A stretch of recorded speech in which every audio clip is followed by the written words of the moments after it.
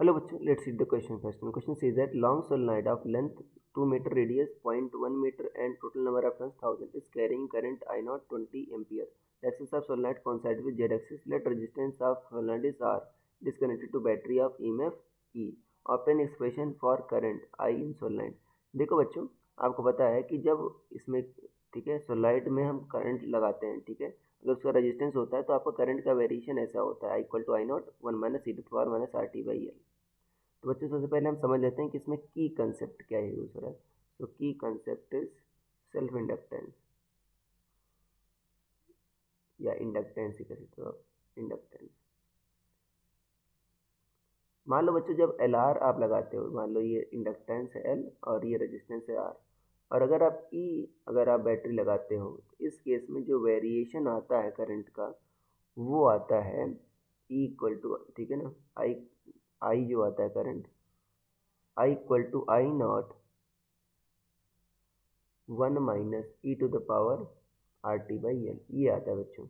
ये कहाँ से आता है, देखो आप अगर आप यहाँ पे से किरचॉफ लॉ लगा दो, क्या लिखोगे, E minus L D I by D T minus I R equal to क्या आएगा आपका जीरो। तो L D I by D T क्या आएगा आपका, ई माइनस आई आर, ठीक है ना। और शुरुआत में क्या होगा आपका, देखो करंट आपका लगभग जीरो होगी, बाद में आपका करंट आपका ठीक है ई बाई आर को अप्रोच करेगी। तो जब इसको इंटीग्रेट करते हो बच्चों, ठीक है ना, D I upon E minus I are, और इधर क्या आएगा बच्चों आपका, देखो ठीक है डी टी बाई एल या 1 बाई एल डी टी। तो यहाँ से आपका ये वेरिएशन आता है, ठीक है ना। तो अगर यहाँ इससे सॉल्व करोगे तो ये आपका आ जाएगा, बट हमको देखो एल नहीं पता है बच्चों, तो एल कैसे निकालोगे आप। एल आपका आता है, ठीक है, सोलनाइड के लिए जो सेल्फ इंडक्टेंस की वैल्यू होती है mu not an square by L into area. Area क्या होता है आपका पाई आर स्क्वायर, देखो रेडियस दे रखी है।